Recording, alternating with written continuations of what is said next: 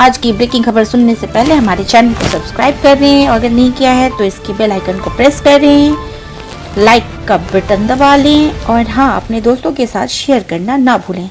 तो आइए चलते हैं सबसे बड़ी ब्रेकिंग खबर की तरफ। नमस्कार दोस्तों, आप देख रहे हैं हमारा मेट्रो लाइव और मैं हूं आपका दोस्त लाल बिहारी लाल। आज 1 सितंबर है और बात करते हैं ब्रेकिंग खबर की। तो पहले खबर निकल के आ रही है जी, नीट की परीक्षा होगी तय सीमा पे, यानी कि 13 सितंबर को। जी हाँ दोस्तों, नेशनल टेस्टिंग एजेंसी ने नीट की परीक्षा 2 बार पहले ही स्थगित कर चुकी है। तीसरी बार के लिए लोगों ने कोर्ट का दरवाजा खटखटाया था, पर कोर्ट ने इनकार कर दिया है। अब तय समय पर यानी कि 13 सितंबर को नीट की परीक्षा होगी।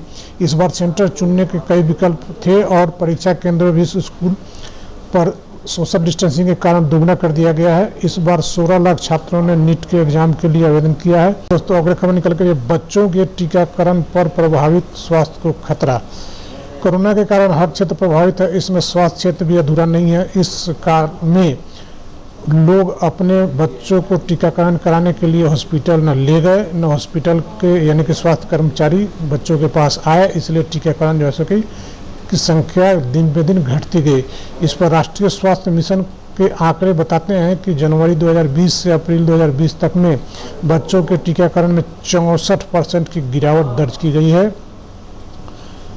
टीबी से बचने वाले बीसीजी टीका का 50% कम हुआ है इस बार टीकाकरण के साथ। पेंटावेलेंट टीकाकरण 5 घातक बीमारियों मोनोजाइटिस, निमोनिया, काली खांसी, टिटनेस, हेपेटाइटिस बी और डिप्थीरिया से बचाती है। इनका भी 68% तक टीकाकरण इन दौरान कम हुआ है। जनवरी के मुकाबले अप्रैल में रोटा वायरस के टीकाकरण भी 69% कम हुआ है। यह भविष्य के लिए खतरा है, अतः जागरूकता लानी बहुत जरूरी है ताकि लोग स्वास्थ्य केंद्र पर जाकर सही समय पर सही टीका लगवा सकें। तो अगली खबर जीएसटी से निकल कर आ रही है। जहाँ दोस्तों जीएसटी का मामला उधार नहीं लेंगे राज्य। केरल और पंजाब सहित 7 गैर बीजेपी शासित राज्यों के अलावा केंद्र शासित प्रदेश पंडित चुनी ने भी सोमवार को केंद्र सरकार के जीएसटी मुआवजा राशि के लिए मार्केट से उधार लेने के सुझाव को खारिज कर दिया है। इन राज्यों का कहना है कि राज्यों को जीएसटी का मुआवजा देना संवैधानिक दायित्व है। पंजाब के वित्त मंत्री मनप्रीत सिंह बादल ने कहा कि अगर राज्यों को उधार लेना है तो केंद्र को मुआवजा कानून में संशोधन करना होगा, जिसमें कहा गया है कि केंद्र सरकार राज्यों को माल और सेवा कर के कारण में उत्पन्न होने वाले राजस्व के नुकसान की भरपाई करेगी। केंद्रीय वित्त मंत्री निर्मला सीतारमण को लिखे पत्र में बादल ने केंद्र द्वारा दिए गए विकल्पों पर पूरी तरह से स्पष्टता इस मुद्दे पर जीएसटी परिषद की तत्काल बैठक बुलाने की मांग की है। बताते चले कि जब जीएसटी 2017 में लागू हुई थी तो केंद्र सरकार ने लगभग 5 साल राज्यों की भरपाई की गारंटी दी थी, लेकिन अब केंद्र सरकार आनाकानी कर रही है। अब बात करते हैं अगली खबर की। तो अगली खबर निकल के आ रही है, स्वच्छता सर्वेक्षण 2020 में एनडीएमसी को सबसे स्वच्छ राजधानी शहरों की श्रेणी में सर्वप्रथम घोषित किया गया है। साथ ही सबसे अच्छा प्रदर्शन करने वाली राजधानी क्लीनेस्ट कैपिटल सिटी घोषित किया गया है। पालिका परिषद के अध्यक्ष धर्मेंद्र ने एनडीएमसी की ओर से इस उपलब्धि के लिए आवास एवं शहरी मामलों के राज्य मंत्री द्वारा पुरस्कार ग्रहण किया।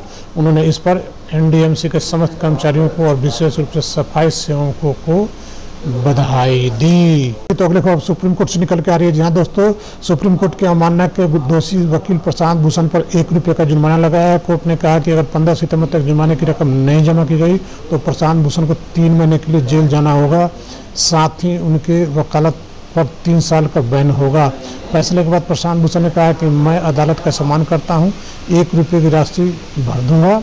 उन्होंने यह संकेत भी दिया कि वह आदेश के खिलाफ रिव्यू पिटीशन दाखिल करेंगे, जो उनका कानूनी अधिकार है। देश के पूर्व राष्ट्रपति माननीय प्रणब मुखर्जी जी का 84 साल की उम्र में निधन हो गया। वे भारतीय राजनीति के संकट मोचक के रूप में जाने जाते थे। हमारा मेट्रो लाइव ने विनम्र श्रद्धांजलि अर्पित करती है। बात करते हैं कोरोना पीरियड की। तो पिछले 24 घंटों में 65,553 केस बढ़े हैं, जो काफ़ी दिनों की तुलना में लगभग 10 दिनों में ये की तुलना करें तो ये 65,000 कम हुई है, क्योंकि 70,000 तक केस पर डे बढ़ रहे थे। अब टोटल कोरोना का केस 36,77,442 हो चुके हैं और एक्टिव की बात करें तो 7,82,107 एक्टिव है। रिकवर की बात करें तो रिकवरी रेट जो है 76.62% है और पिछले 24 घंटों में लगभग 64,000 समथिंग नियर अबाउट 65,000 ठीक हुए हैं। और अभी पिछले 24 घंटों में 817 मौतों के साथ 65,353 मौतें हो चुकी है। इसलिए अब जरूरी है कि सोशल डिस्टेंसिंग का पालन करें, जब तक जरूरी नहीं है तब तक बाहर नहीं जाएं, आप भी बचें और दूसरे को भी बचाएं।